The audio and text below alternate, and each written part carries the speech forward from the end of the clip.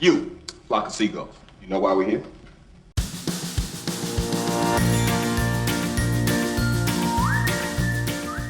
Hi there, and welcome to Baseball by Design. I am SportsLogos.net minor league baseball correspondent Paul Caputo, broadcasting live, as always, from the Sunday Helmet Hall of Fame in my basement in Fort Collins, Colorado. And I am Dan Simon, podcasting from the Studio Simon headquarters at historic Bowman Field in Louisville, Kentucky. Dan, good morning. Hello, how are you? Hello to you, Paul. I am fantastic. How is my friend Paul? Well, Dan, we are in it now. We are into the throes of baseball. Thank goodness. The long, dark off season. Every day is a little bit more over, a little bit more behind us. We're talking today about a team called the Newport Gulls. It's a collegiate summer level team. I believe it's the first team in Rhode Island that we have covered on this podcast. It's part of the New England Collegiate Baseball League. It's a fun brand. I want to start this conversation just by saying this is a team that you have expressed an interest in. I don't know if it's their brand or the ballpark or what it is about this team, but this is a team, when we talk about our Anadanapalooza road trips, this is one that you have targeted for attending. What's your attraction to the Newport Gulls? Why do you want to get to a Gulls game? The ballpark. It is an old, very quirky ballpark. I've seen photos of it. I've read about it. And I love interesting ballparks, and this one seems very interesting. In addition to that, Newport, Rhode Island seems to be an absolutely beautiful city. And put those two together, I want to go to there. Have you ever been to collegiate summer ball in New England, or even in this league in particular? Like the Cape Cod League, maybe? Or that? No, I mean, that's the Cape Cod League is the iconic collegiate summer baseball league, but this one is also in a great baseball part of the country. I have been to Cape Cod, but I have never been to, I've only been there once. It was during the summer. We went to a Yankee game on that trip. We went to a Red Sox game on that trip. Huh? We did not go to a collegiate summer league game on that trip. So no, I've not been to see a game in New England. I have seen collegiate summer league baseball, the Savannah Bananas, before they left. I would assume your listeners know that the Savannah Bananas started as a collegiate summer league team playing in the Coastal Plain League, and now they just play banana ball. You know, it's actually funny because one of the most listened to episodes of this podcast, because I can go back and check the stats, we did an episode on the Savannah Bananas with Jesse Cole and, of course, with you, when they were a collegiate summer level team. This was before they were the global phenomenon that they are now. And it was funny because it was just like, hey, this, obscure little collegiate summer level team's getting a lot of attention because of this great logo. And so I think people may go back and listen to that episode. They may find that episode in the archives. And when they listen to it, it probably doesn't compute because the Savannah Bananas were a very different thing back then. This logo, Dan, this Newport Gulls logo, from way back in 2001, this logo has been around for a quarter century now. You know, often when you look at logos from back then, they feel dated. They feel of an era, an expression that we like to use on this podcast. I feel like this logo has a sort of timeless quality about it. It feels like maybe even like it was ahead of its time. There are things that I think people would have done differently with it now. But it doesn't. I don't look at that and think, "Oh gosh, that's 2001. That desperately needs to be redone." I think this brand is kind of quaint, and I think that it holds up. That's my assessment as a non-professional, and I would never ask you to speak poorly of a brand that we're discussing. But I wonder if what you think of that assessment. I echo those sentiments. Ahead of this podcast, I was looking up the logo to refresh my memory on it. I had seen it before, but I wanted to get it in front of me just so it was fresh in my mind. And that's exactly the reaction I had to it. It was like, hey, I kind of like this logo. I know it's been around for a while, so it definitely had or has staying power.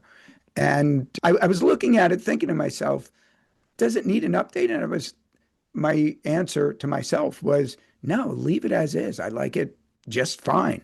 Yeah, like if you were doing this logo now, it would surely look different from where they ended up in 2001. But like you say, I don't think that they need to do that. I hope this logo stays in its current form for the foreseeable future, because I think it's a terrific collegiate summer level logo. And in 2001, it probably stood out amongst the crowd of great collegiate summer ball logos. Dan, we have a fun episode today. We're going to be talking with Chuck Pava from the Newport Gulls. And then, of course, Ranger Amy will be back with a discussion about gulls and seagulls and birds along the coastline in general, and her specific wildlife correspondent perspective on this brand. And then, of course, you will be back with a Studio Simon Stumper at the end of the podcast. But before we do that, Dan, we have a couple more letters from listeners to get to. If you have a letter for the podcast that you would like read on air, please feel free to send it to my personal email, pauljcaputo@gmail.com, or message me on any of the socials, and just make sure you indicate that it's intended for reading on air. This letter is from a gentleman named Orzeka Sanetta, who I have met at a baseball game. He reached out because he was a listener to the podcast, and we went to a Northern Colorado Owls with a Z game. He says, "Good evening, Paul and Dan." I always say good morning to you because that's when we record. But he says, "Good evening, Paul and Dan. Hello from the best part of the Keystone State, the northwest corner." That's where the Erie Seawolves play. That's my little addendum there. The northwest corner of the Keystone State, my home state of Pennsylvania. Paul, I just have to say that I had the greatest pleasure of meeting Eric the Peanut Guy at a Tri-City Americans game, the nicest person I have ever met. I heard your episode on Dan's spreadsheet, and I would like to share some glimpses of mine. My hobby is using math to rank professional sports teams, major and minor, in baseball, American and Canadian football, men's and women's basketball, hockey, and men's and women's soccer. Dating back to the start of Major League Baseball in 1876, I have tracked and ranked nearly 52,000 teams. Almost 34,000 of that is major and minor league baseball. I can tell you that the American Hockey League's 2011 to 2012 Norfolk Admirals was the best team ever, and that the Golden Baseball League's 2010 Tijuana Cimarrones was the worst team ever. This sheet alone is just one fraction of my hobby. Also attached is another chart I created that demonstrates Major League Baseball's parity since 1876.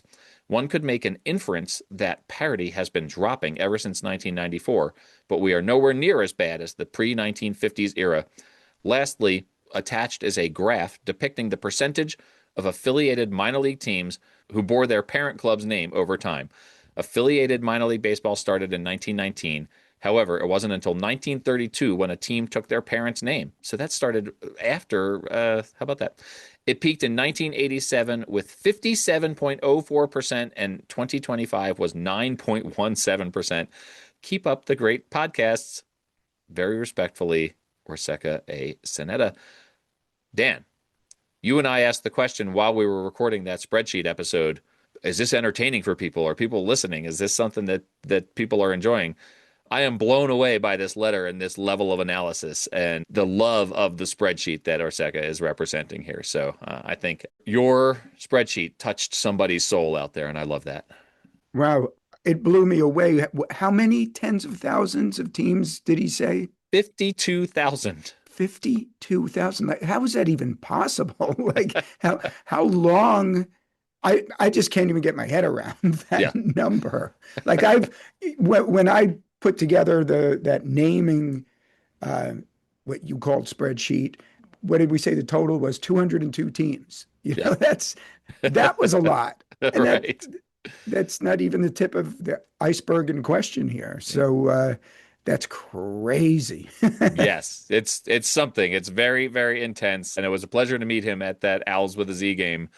And that conversation went a lot like that email did, right? There was a lot of stats and a lot of would you believes, and it was really fun to have that conversation throughout that ball game. All right, Dan, one other letter before we get to the episode here from Dan Howland, listener of the show, friend of the show. This is a different tenor here. I don't know if you've seen this, but I stumbled across it and thought you would promptly order one if you had not. The Little League official store sells an adorable Sunday helmet plush. So it's like a stuffy, like a stuffed animal of a helmet Sunday. He provides the link here. On another subject, Since you've just entered year 4, maybe now is a good time to start tracking your stats on the Studio Simon Stumpers. I've worked my way through about 3/4 of the back episodes, but come on now, I'm not going to go back and re-listen just to figure out your career average. Best to you and Dan. And of course, you can read this email on the podcast. I did reach back out to Dan and say, well, what are the stats through that first 3/4? And he said, oh, I wasn't actually like tracking your stats. I was just listening to the episodes. So we still need an intern to go back and track my record with Studio Simon Stumpers. So, well, thank you for those letters. As always, please send us your letters, maybe with your favorite collegiate summer ball logos or your favorite experiences at collegiate summer ball, since this is a collegiate summer ball episode, and we will get to them as we can over the course of the podcast. Dan, let's go get to the episode, and then you'll be back with a Studio Simon Stumper. Yep, let's go talk some gulls, and I'll be back to hopefully not stump you. Hopefully you will get it right. So see you in a little bit.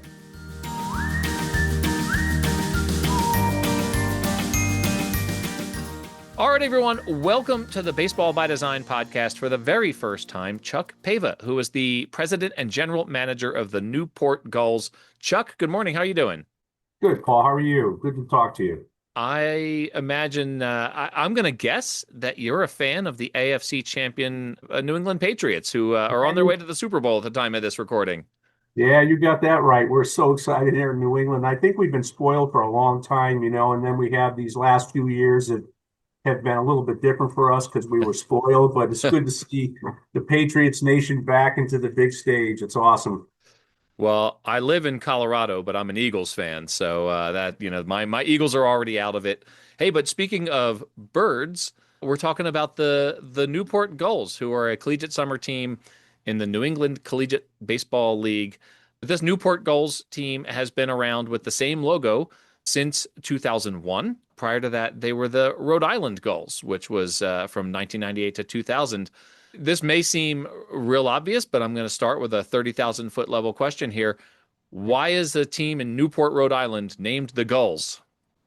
Well, let's start with when they were in Cranston, Rhode Island. When they first arrived, they started in 1999 and 2000. They played in Cranston as the Rhode Island Gulls. And they migrated down here to Newport, which like 20 minutes warmer than up there. And we kept the name, of course, Newport Gulls, and that's how we started here in 2001. It's a really distinctive logo. I think it's really fun. You told me before we started recording here who it was who designed it. I'm going to ask you again for the official podcast here. Who created this logo? Rich Rossiter is his name. He was the secretary of the New England Collegiate Baseball League at the time. And he was quite skilled at doing logos and creating mascots and he created our logo and mascot, which was the gull, of course. So, all right. So I have a funny story about the Newport Gulls logo. It goes back a couple of years now. I was in London for the London series. The Phillies were playing the Mets in London, and we're in Trafalgar Square with Ranger Amy, who is our wildlife correspondent for this podcast. She'll be on later on to talk about gulls. But I saw a guy wearing a Newport Gulls hat, and I thought, that is wild. Like, we're in London. It's Trafalgar Square. What is going on here? So I went up to him and I said, hey, I like your hat. And in an Italian accent, he said to me, oh, thank you. It's for my softball team in Italy. and I said, well, do you know? I said, it actually, is a logo for a team in the United States called the Newport Gulls. And he said, oh, I didn't know that. He said, we saw it and we liked it. And it's the logo for our softball team. I didn't ask him what the name of his softball team was. I didn't know that they played softball in Italy, but the Newport Gulls logo has a presence in Italy. That's awesome. What we've done over the years now, Paul, we've been running this team since 2001. It's 26 years.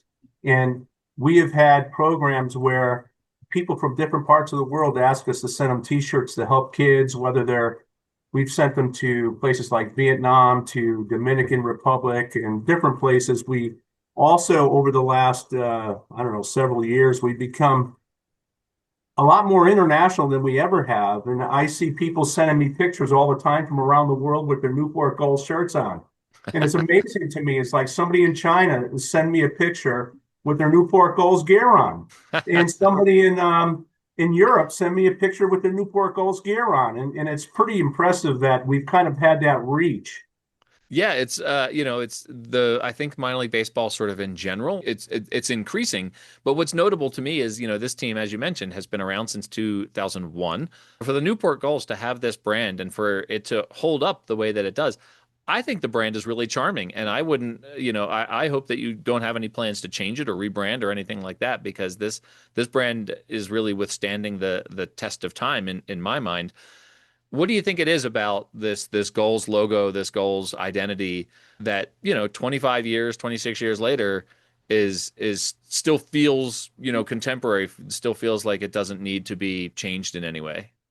Well, I think it's an attractive logo. And I say that, Paul, because annually we would attend the ABC Coaches Convention, which is in January somewhere around the country. And it has a show floor with trade show floor with all these vendors.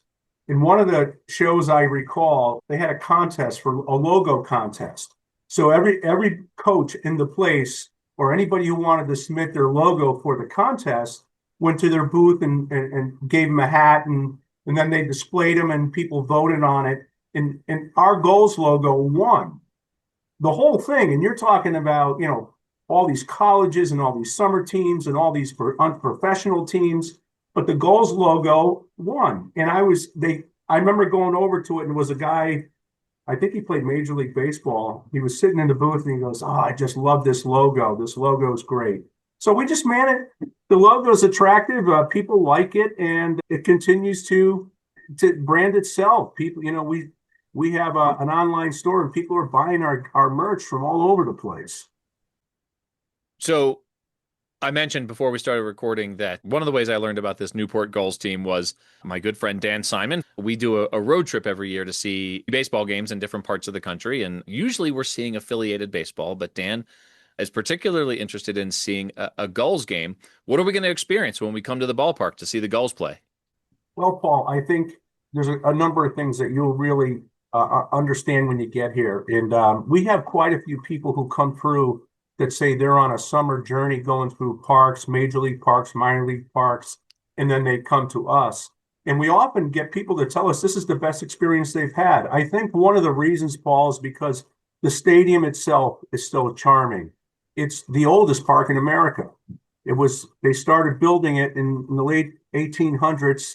In 1912, they erected it, the backstop of the park, and it's a version of Wrigley and Fenway before Wrigley and Fenway were built. So you got these nooks and crannies in the outfield, and it's just a classic old park. Babe Ruth played there, Satchel Paige pitched there, Jimmy Fox played there. It's just a classic old park. That's your first thing I think you'll appreciate. The second is the field that the players have and the fans have, that you're so close to the field and the action because it's an old park. So we only hold 3,000 people. When that place is packed, it feels like there's 20,000 in there. But it's a neat experience that way. I think that you'll understand and feel the excitement and the energy there in Newport that's been created over the last 26 years. This part of the country, New England in general, has become something of a hotspot, or I wouldn't say it's become something of a hotspot. It has been a hotspot for collegiate summer baseball for a while. Obviously, the New England Collegiate Baseball League has some classic teams in it. We've already featured the Keene Swamp Bats on Baseball by Design, and there's some other teams there that have been around for a couple of decades. And then obviously there's also the Cape Cod League is right there as well. What is it about New England? What is it about this part of the country that makes it such a hot spot for collegiate summer ball?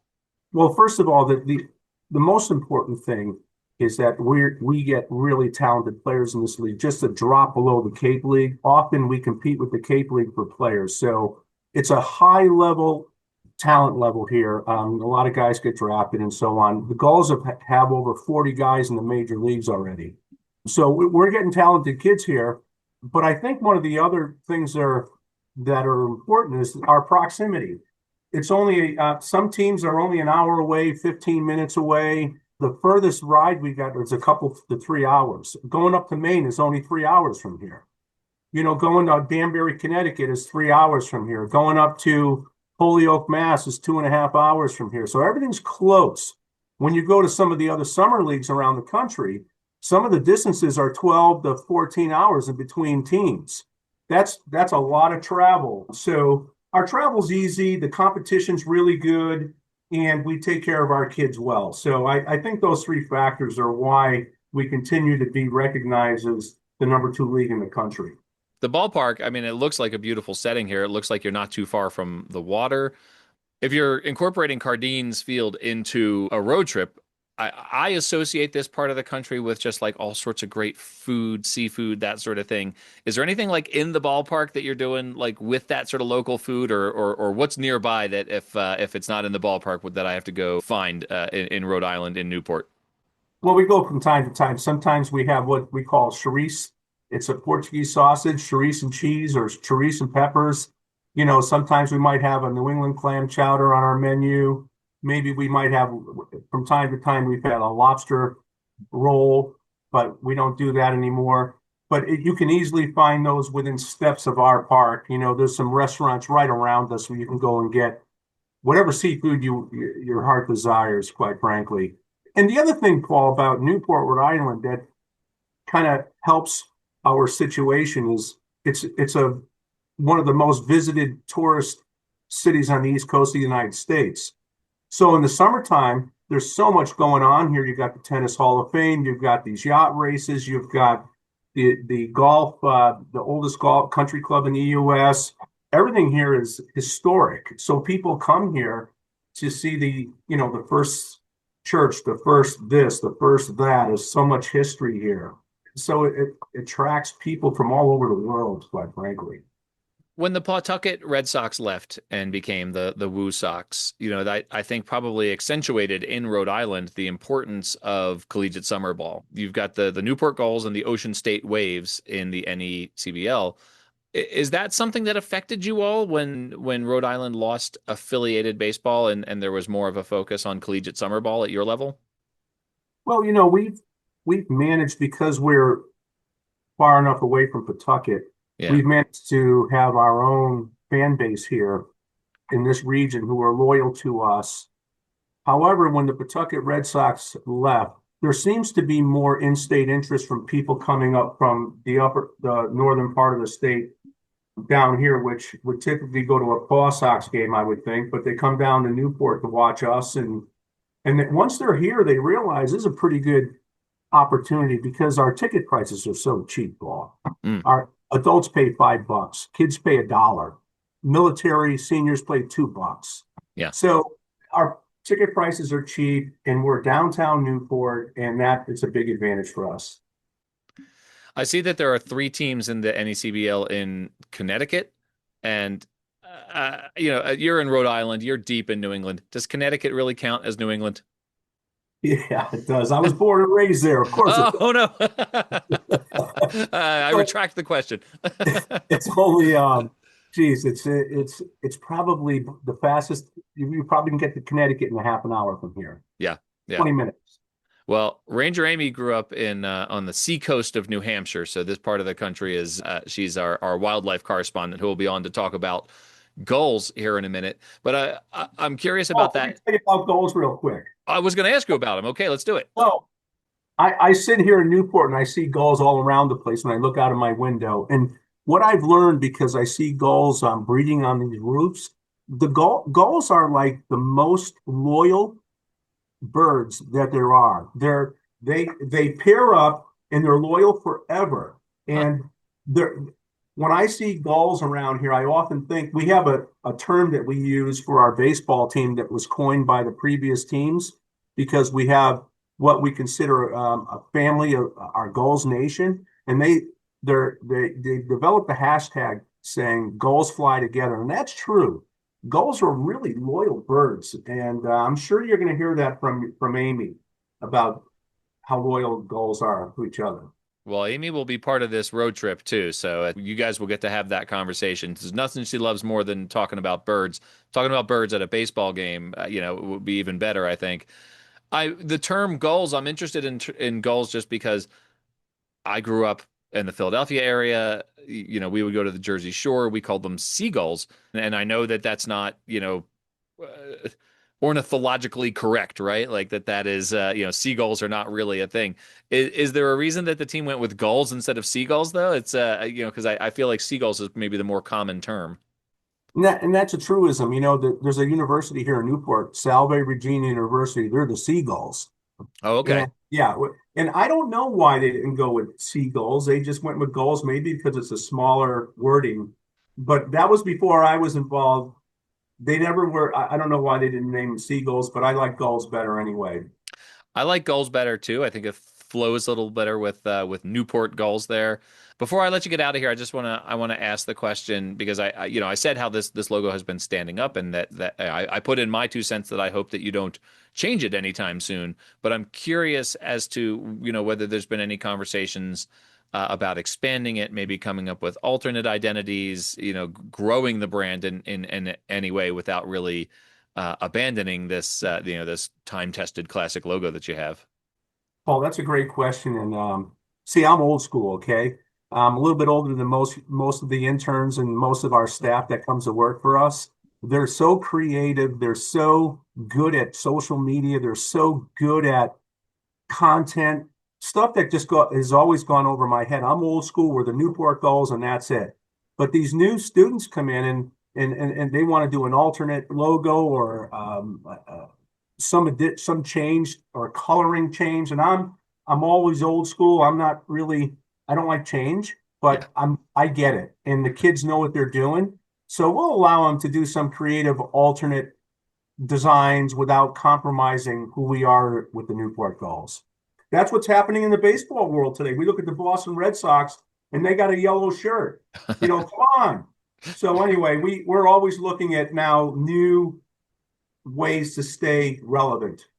Well, I think one of the things that alternate identities have done is it has allowed teams to maintain their primary brand while branching out and doing other fun things, but never really going away from their primary brand. So I think that's okay. But you better believe when I get there with Dan and Ranger Amy and our friend Anna, I'm going to be buying the classic Gulls cap, the classic Gulls t-shirt, because it's just a really fun brand. It's a really fun logo. So with the vagaries of a missed COVID year and being founded in 2001, this is your 25th season of play. This is the 25th anniversary. Do you have any special plans for year number 25 for the Gulls? Yeah, we're really excited. We have a unique situation here, Paul, with our baseball team. It's not a normal summer baseball team where kids come in for 2 months, go back home, and never come back again. We have a unique situation where we have what I told you earlier, this hashtag Gulls Fly Together, and all of our former players really believe that. So often they all come back to Newport, and so we're having an anniversary weekend on July 16th to the 19th thereabouts. We're going to do some neat things. We're going to also induct the Hall of Fame class. We have 7 Hall of Fame classes inducted. It'll be an induction ceremony on that Saturday at Cardines Field, so that'll be unique. And one other thing, I was watching the World Series this past 2 years, and the LA Dodgers are playing. Will Smith fought for us. Tommy Edman played for us, and they both played on the same team. So when you see those guys get up in the World Series situation, I'm looking at it as Tommy Edman and Will Smith both played here in Newport. It's pretty neat. Chris Taylor did too. And so we see that, and it's such an experience that I think that's why we get so many people that come back to our reunion. We probably have 50 to 100 players back here. That's very cool. I see that I was looking at your list of notable players, and I see that Mark Appel played for you in 2010, and he's obviously he was in the Phillies system for a while there, and yeah, pretty cool to see those big names come through. Chris Iannetta, that's very cool. I'm looking at the list of notable players here. I interviewed Chris Taylor, I don't know, years ago. I mean, he was still in the minors when he was with the Tacoma Rainiers. I interviewed him. Oh, so. Yeah, sure. That's the Mariners team up there in Yeah. Washington. Yeah. Absolutely. Well, Chuck, this has been a lot of fun, and I'm super excited, more excited even now than I was to get to a Newport Gulls game and check out Cardines Field and meet you in person. And you and Ranger Amy can talk about Gulls versus Seagulls. Yeah, well, I look forward to it. Paul, thanks for your time and giving us the opportunity to talk about the Newport Gulls today. Thank you. Chuck, one last thing. Where can people go online on social media to follow the team and maybe get themselves some gear from the team store?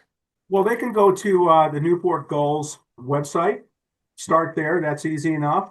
And the Newport Gulls Facebook page and Instagram page and those things, you'll find out more information. But our social media is pretty good. The other thing, Paul, is all our games are broadcast live on ESPN Plus. Oh, that's fun. What a great part of the country and what a really fun brand and a really fun team. That's all over the world. The Newport Gulls and some random softball team in Italy. Chuck, thank you so much. Paul.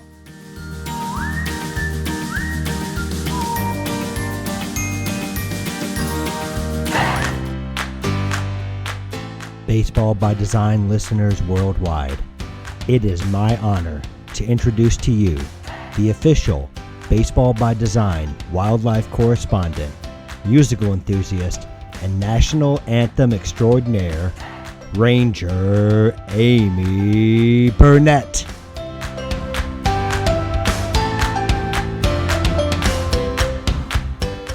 All right, everyone, welcome back to the podcast. Baseball by Design's very own wildlife correspondent, Ranger Amy Burnett. You and I are freshly returned. Freshly returned. With our sunburns. You got more sunburn than I did from It's not true. Puerto Rico, where we saw a World Baseball Classic game. This is an audio podcast. Yeah. If everyone could see, you still have a red face. I do not. I- You got sunburn. I didn't. always have a red face. Red is the color that I am. All right, enough of this. We're talking about the Newport Gulls, a collegiate summer level team in Newport, Rhode Island, the first Rhode Island team that we have featured on Baseball by Design. Very importantly, this has been in my head the entire time I've been talking to guests on this episode. Gulls, seagulls. I have heard you correct people numerous times when they call something a seagull. Anything that is not Jonathan Livingston, if they call it a seagull, you're like, that's not a real thing. Seagulls aren't a thing. Why are seagulls not? What's wrong with? Why is? Yeah, it's just a generic term. You don't know what it is, and it looks like a gull. You call it a seagull, and people call it a seagull. Okay. So there are lots of different birds that could be seagulls. Yeah, I don't really mind if people call them a seagull. It's just that, they're not going to specify, but that's okay. Not everybody likes birds. So is gull more or less specific than seagull? It's the same. It's the same. Okay. Yeah. So what's a gull? We're talking about the Newport Gulls. Yeah. I've mentioned on the podcast a couple of times already. This is your part of the world here. This is you were born and raised on the seacoast in New Hampshire. Yeah. So you are familiar with the New England coastline birds. Yeah. What is it about gulls that would make such a great name for a minor league baseball team? I think it's because gulls are scrappy, right? Gulls are adaptable. They can basically make lemonade out of lemons. Okay. They're just good at everything. They're not necessarily great at what they do, but they're pretty good at getting what they need, whether that's finding food or stealing it.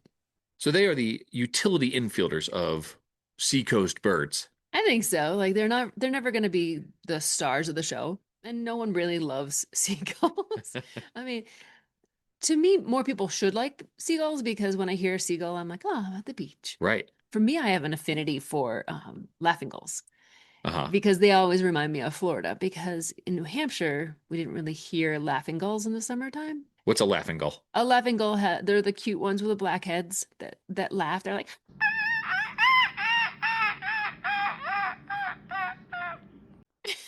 I hope Zoom didn't filter that sound out right there. might have to drop that back in. But it always reminded me of fun times, Florida, being on vacation. Yeah. And when I was growing up in New Hampshire, on the seacoast in the summertime, that gull didn't make it all the way up the coast.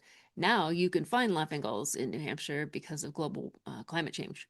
But then we really didn't have them. So when I hear those gulls, I'm like, oh, I like that sound. And so when I hear them on the Jersey Shore, that's always it just gives me good feelings. You know what I think when I hear those birds? What?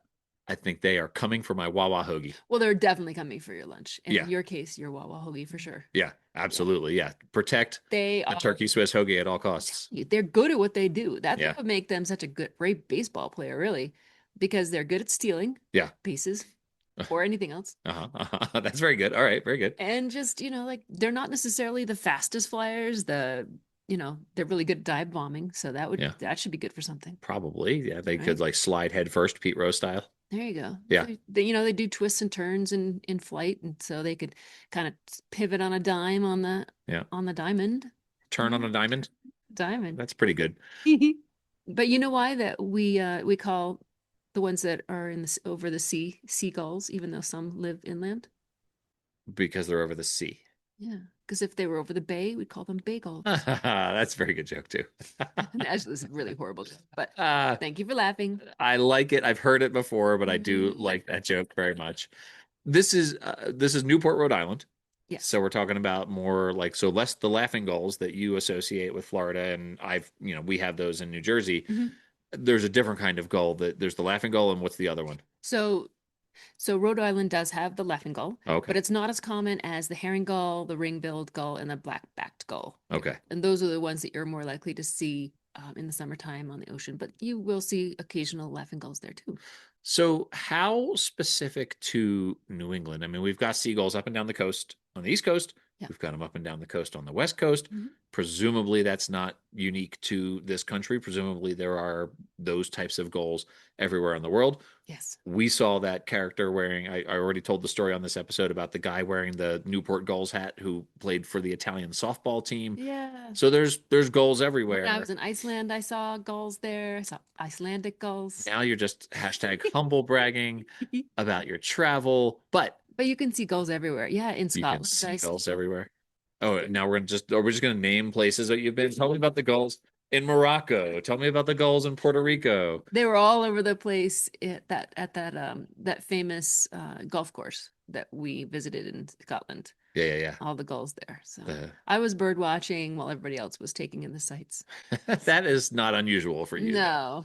But even though gulls are everywhere, I kind of love this logo for this place just because I do totally associate a touristy, beachy vacation town with the seagulls, with that sound that you were, Yeah. talking about earlier, right? Like, so even though they're everywhere, it kind of feels just right for this place. It really does. I think it's because they sort of follow the fishing boats. Oh, And when you think of New England, you think of, the huge fishing industry. yeah, And you don't think of it for like Florida and the Gulf Coast areas as much as Yeah. as New England. I mean, they just have Right. a huge fishing industry. So gulls are always following the boats because they're always stealing fish. right, And well, of course, people are always dumping stuff over and they're picking up that too. right. But sometimes you'll have a gull when you're fishing that will just pick a fish right off of your line while you're reeling it in. That's kind of a bummer. You are a bird enthusiast. Yes. You love birds. You know a lot about birds. Gulls, seagulls, and I'm just going to keep using those words interchangeably here. Is there kind of like a trash bird sentiment about them? Like when you see them, do you appreciate them like the way you appreciate a lot of other birds? I like them. I have to say that a lot of people that are from New England call them rats with wings and hate them. I think my sister hates them just because they are scavengers and they will steal fish. And I think that people don't like them as much as the other birds. They're not necessarily pretty, but you've got to give them credit. They're likable birds. Like they're monogamous. They do mate for life unless they have an unsuccessful clutch, or few unsuccessful clutches. Then they will actually divorce. Oh, Pick new mates. They're like, if you're not gonna give me kids, I'm gonna leave you. we saw some unsuccessful clutch hitting in the World Baseball Classic. I always turn things around to birds. You always turn it back around to baseball. Well, guess what this podcast is about? All about It- baseball. It is your podcast. It is That's kind of about fair. both of those things, though, right? Because it's like the logos and the stories. And Yeah. so, Speaking of stories, can I tell you a cute story from when I was little? all right, share In the cute in story. New Here we go. England? So growing up in New England, we lived in Portsmouth, New Hampshire, in that area. Yeah. And Along the seacoast. yeah, along the seacoast. And off of Portsmouth are a bunch of islands called the Isles of Shoals. Okay. And we'd go out there with the boat, and every once in a while we'd like land there, take a little dinghy and walk ashore. Okay. but certain times of year, they're just full of gulls, usually herring gulls, nesting on those protected islands. And one time we decided to go on land and we were just bombarded, dive bombed by hundreds of gulls. Wow. Like they were just after us. Like we couldn't even get on land. What did they want? Well, they were trying to protect their nests. They were mad, Oh. mad. And so, you know, they're And that- super loyal in defending their nests, and they're colonial nesters. So you don't just have one pair, you have like 20 seagulls dive bombing you. So you think it's bad if they're going for your grilled cheese sandwich. If you try to get near their nesting grounds, they definitely let you know. Turkey Swiss hoagie. All right. So the lesson there is don't invade Don't colonial go nests. on an island where there are nesting seagulls for sure. Okay. They are fierce. See? They will defend. This is a public service announcement, and protect your Wawa hoagie at all costs. Yeah. Okay. I've got the logo up on the screen here. Yeah. Do you have a sense, looking at this logo, what kind of gull we're looking at here? That is a generic gull. That is a generic gull. I like this guy. He's cute. I think he's like, if I were to put an ID on him, I would say he's a herring gull Okay. because he doesn't have a ring around his bill, so he's not a ring billed. He doesn't have a black head, so he's not A In- laughing gull? a laughing gull. They only have black heads in the summertime, but obviously, when do you play baseball? Mostly in the summer, Especially collegiate summer level ball. especially collegiate summer. So yeah, so this guy is I would say a herring gull. He's gritting his teeth. Hmm. Do gulls have teeth? No, but Huh. have you ever been bitten by one? I have not. No, because I leave them alone. I've not either, but they have pretty pointy beaks and they can hurt if they clamp down on you. So Oh. they don't need teeth.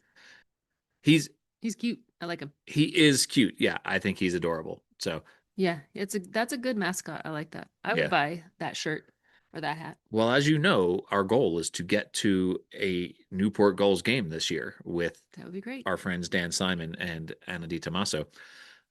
One of the associations that most people have with gulls, and I always put my little like cultural reference at the beginning of these podcasts, like a little hit from a movie or something. The obvious one would have been Mine. Finding Nemo, mine. I went with a much better one from Pulp Fiction, Of course. but that portrayal of seagulls in Finding Nemo is they're a bunch of simple-minded knuckleheads. Yeah. Is that the case? Are they simple-minded knuckleheads? They are not. They are one of the smarter birds. I mean, Uh-huh. I wouldn't say that they're as smart as a crow or a raven, but they actually have learned how to use tools to break open oyster shells and things like that.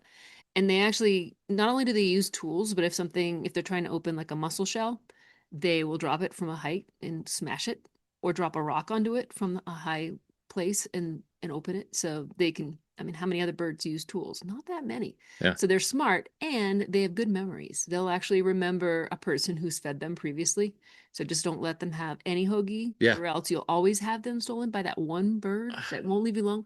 Or they could also remember someone who's been mean to them, Oh, which is illegal to kill or hurt a gull. yeah. Don't hassle the seagulls. Like, leave them alone. You see this at the Jersey Shore. People trying to shoo them away. They can get in big trouble. You can shoo them away. That's no problem. You won't get in trouble for that. You just can't hurt them. Right. But if people Or shoo take their them, eggs people or- shooing them away with baseball bats, like wiffle bats or brooms, and like if you hit one, If you hit one. you're in trouble. Yeah. But if Yeah. you just shoo them away with a wiffle ball bat, it's not a big deal. And Okay. Well, Ranger Amy, I am, as we sit here at the beginning of baseball season, I'm so excited for it. And of the many things that we have to look forward to is a trip to the Newport Gulls. I'm so excited.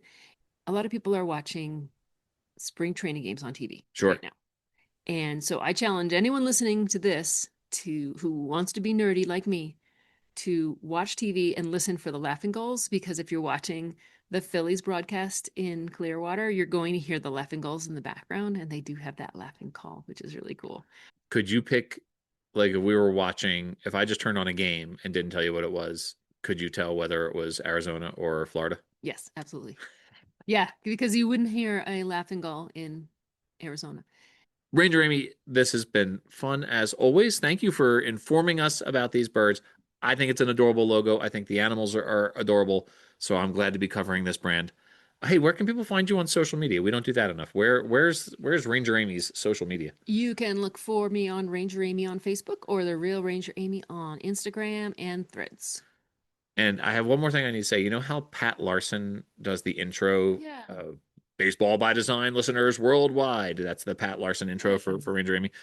We have an intro for Studio Simon Stumpers coming up that was sent to us by Matt Polanski, who we're going to be seeing at a Pittsburgh Pirates game later on this spring. It's very cool. Can't wait. So, Matt, thanks for this intro that you're about to hear.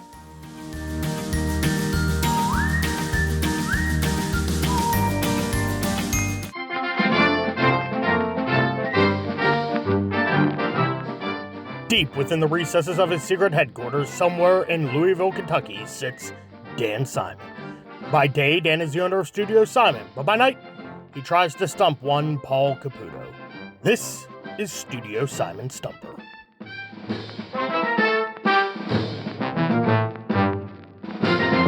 Welcome back, everybody. It is time once again for Studio Simon Stumpers with Dan Simon of the prolific design firm Studio Simon, based in Louisville, Kentucky. Dan every week brings a question, a trivia question to the podcast to see if he can stump me or not stump me. So Dan, what do we have? I was thinking about, we got there's a ton of bird-based logos out there. There's a lot of collegiate summer ball. There's ball in New England. I'm very curious to see what you have brought for us for Studio Simon Stumpers. Well, for today's Stumper, we're going to talk about the New England Collegiate Baseball League, the NECBL, in which the Newport Gulls play. This league has 13 teams in it. Would you believe they have teams in 6 different states? Wow. Is it all of the New England states? Well, Connecticut, Maine, Massachusetts, New Hampshire, Rhode Island, Vermont. I think that covers them all. I think that's all 6 of them, yeah. So it's the New England Collegiate Baseball League, I guess. Yep. So they're true to their name. They are indeed. And with that in mind, our Studio Simon Stumper today asks, which of these cities is not the geographic designation of a New England Collegiate Baseball League team? Is it the aforementioned Martha's Vineyard? I mentioned I visited there on my one trip to Cape Cod. Is it Kennebunkport, Maine? Or is it Bristol, Connecticut? There's teams in 2 of those cities, but not all 3. Yeah. Could I name the teams? The Martha's Vineyard, are they the Sharks? Bristol, I feel like, are maybe the Huskies. And Kennebunkport, they are the, who was it? Was it George Bush Sr.? Was that like the vacation spot of George Bush Sr.? Yes, and I think also Junior. I think it was kind of like a family thing. The Bush family vacation spot. I wonder if they were going to ball games there in Kennebunkport. Yeah. By the way, we're. I think I can speak for both Paul and I. We know that it's not Junior and Senior. They have slightly different. They have it's H and W. Right. So we do know that, listeners. I am going to go with that Kennebunkport as being the one. I don't know if I'm getting the names right, but I feel like Bristol has the Huskies and Martha's Vineyard has the Sharks. So I'm going to go Kennebunkport. Well, Paul, you're on a roll. Whoa. And again, we don't, when we record these things, they're not necessarily always dropped in the order that they're recorded. But if they are, I think you've got at least 4 in a row. I do feel like I'm on a little bit of a streak right now, Dan. And there are some episodes that we've recorded already that will probably drop before this one does. So I think that streak may get interrupted in the canon of the show. But I do feel like I am on a little bit of a roll right now. Yeah. Okay. So you were correct. The Martha's Vineyard team is the Martha's Vineyard Sharks. Okay. The Bristol team, though, is the Bristol Blues. Blues. Okay. And Duluth is the Huskies. But I don't know what league they are. There's a Duluth Huskies. That's who I was picturing. Oh, boy, I would have, if I had realized that as I was sussing, I would have gotten it wrong. Good thing there's no partial credit. You can be wrong in your reasoning as long as you're right in the answer, and you were right. today. And there's no team at least currently, in Kennebunkport, Maine. Very good. Well, Dan, this was fun as always. And you're continuing your streak of providing challenging questions, but ones where I can, hopefully suss them out by relying on actual knowledge of these leagues. The only other team that we've had from this New England Collegiate Baseball League on the podcast is the Keene Swamp Bats. So there is a rich vein of baseball teams to check in on out here for the podcast. So maybe we'll hit up some more of these in the future. And hopefully we're going to get ourselves to a Newport Gulls game sometime soon. I am looking forward to that possibility. And I don't even know why you say hopefully. Isn't that? It's the plan. It's the plan this year, but we until we actually firm up the plans and get the tickets. And I always like to speak in the conditional until it's actually firmed up. So that is the plan this year. We've got to get Anna DiTomaso on the horn and line up Ranger Amy's schedule here and get this trip ready to go. Okay. Just like when we were looking forward to spring training and looking forward to opening day, that's another thing to look forward to. Absolutely. It's a great time every year. Dan, speaking of a great time, we will see you next week. I'll see you then.